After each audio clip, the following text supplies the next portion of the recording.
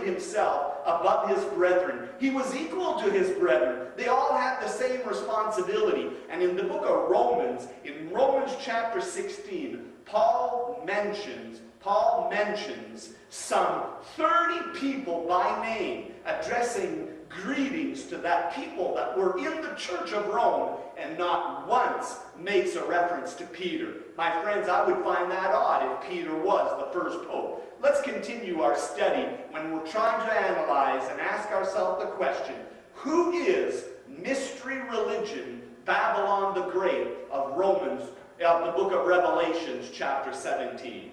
Now the month January comes from the word Janus and is the opening month, along with janitor, the one who opens and shuts the ones with the keys. Now the word pont means pont in French, and certainly means bridge, the one who leads to, and it is certain that the title Supreme Pontiff or Pontifex Maximus by the Pope is not of Christian designation, as you've just seen the previous coin of Caesar and now Alexander IV with the same title, Pontifex Maximus. Now, not compromising your Christianity obviously leads to persecution. Now, the tiara crown that the Pope wears, though decorated in different ways, is identical as to the shape worn by pagan gods. And as you see here in Egypt, a hieroglyphic tablet shows you this. It's also similar to that worn by Dagon, the fish god. The name Dagon comes from the word dag, commonly translated fish in the Bible. Now, what you see here is a picture in a Catholic and Protestant colorful children's Bible showing a depiction of Dagon, the fish god. Now, the way that Dagon was depicted on Mesopotamian sculpture is seen in the upcoming picture. Now, the head of the fish formed a mitre above that of the man, while its scaly fan-like tail fell as a cloak behind, leaving the human limbs and feet exposed. Now, a famous painting by Moretto shows St. Ambrose wearing a mitre shaped like the head of a fish. Now, this is the same type of mitre that was worn by Pope John Paul IV as he delivered his Sermon of Peace during his historic visit to the United States in 1965. This is this famous painting by Moretto.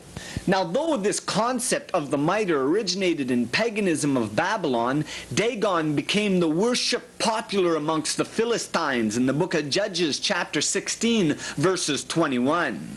Near the high altar of St. Peter's is a large bronze statue supposedly of Peter. This statue is looked upon with the most profound veneration, and its foot has been kissed many times. The photograph that you see here shows former Pope John Paul XIII about to kiss this statue, which is dressed up in rich papal apparels. Now, the practice of kissing idols is not uncommon to the heathens. In the days of Elijah, multitudes had bowed down to the Baal and kissed him. Yet God said, I have left unto me 7,000 in Israel, all the knees which have not bowed to Baal, and every mouth which has not kissed him, in 1 Kings 19:18.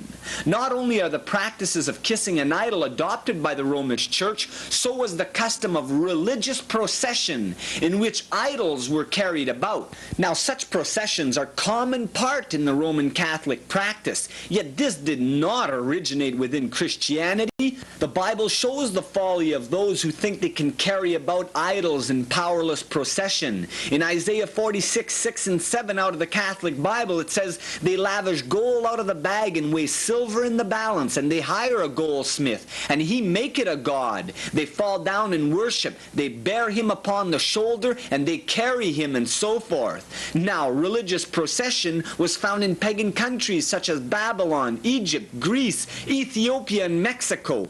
Now, not only have such processions continued in the Roman Church in which an idol is carried about, but the Pope is also carried in procession. In Isaiah's time, the people lavished silver and gold on their gods. Today, expensive garments and jewels are placed on the Pope. Now, everyone's seen this on television, where it did not originate from Christianity, where they bore upon their shoulders people that they looked up to as gods. When the pagan god was carried in procession, the people fell down and worshipped. Now, even as the God was carried about upon their shoulders, so do men carry the Pope, the God of Catholicism, upon their shoulder in religious procession. Now, this is another picture right out of the Catholic Bible, and they reverence the Pope as Vicar of Christ. Vicar means one standing in the place of Christ. Now, over 3,000 years ago, the very same practice was practiced amongst heathen nations. Even today in countries like Hindu or Buddha or China, they do practice religious procession. Now, let's go to our program on television only for you to see a religious procession of the God of Learning in this program on cable television. A comparison of papal procession of today and the ancient pagan procession of Egypt or any other pagan country shows that one is just a copy of the other. Now, in the 15th century BC, an image of the Babylonian goddess Ishtar was carried in religious procession, and people falling down and worshiping. Now, worship can be an adoration, which means the same thing. Take a look at this picture and tell me if this person does not want adoration. Now, in the upcoming picture, an Egyptian priest king, we notice that he uses the fabellum, a large fan made of feathers. This was later known as the mystic fan of Bacchus, and even as this fan was carried in procession with the pagan priest king, so also are these fans carried in procession with the Pope on state occasions. Here's a picture of the Catholic Encyclopedia along with the next picture out of the Catholic Bible showing the religious procession. Everybody notices the fabellum, a large fan used to fan their pagan gods.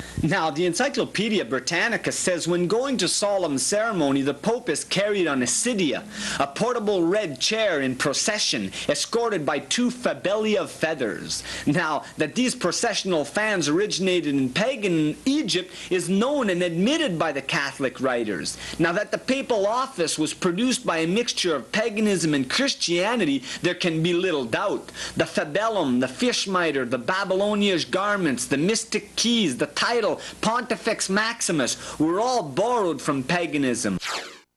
Standing at the very head of the Roman Catholic Church is the Pope of Rome. This man, according to Catholic doctrine, is the earthly head of the Church and the successor of the Apostle Peter. According to this belief, Christ appointed Peter as the first Pope, who in turn went to Rome and served in this capacity for 25 years. Now, beginning with Peter, the Catholic Church claims a succession of popes which has continued to this day. Now, this is a very important part of the Roman Catholic Church. But do the scriptures teach that Christ ordained one man to be above all others in the church? Can we find any scriptural authority for the office of a pope or even a supreme pontiff? And did the early Christians recognize Peter as a supreme authority?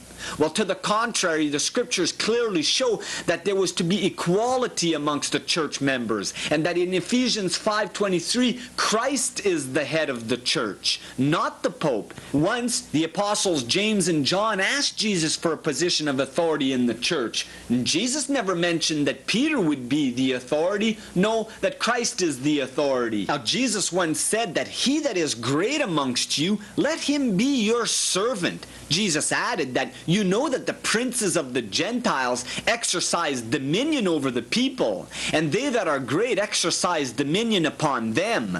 But it shall not be so amongst you. No, Jesus never taught the authority of one man over the church. This is found in Mark chapter 10:35. In this statement, Jesus plainly said that none of them was to be ruler over the other. The Bible says, be in subjection one to another. Instead, he taught equality, clearly denying the principles that are involved in having a pope ruling over the church as a bishop of bishops. Jesus further said, call no man your father,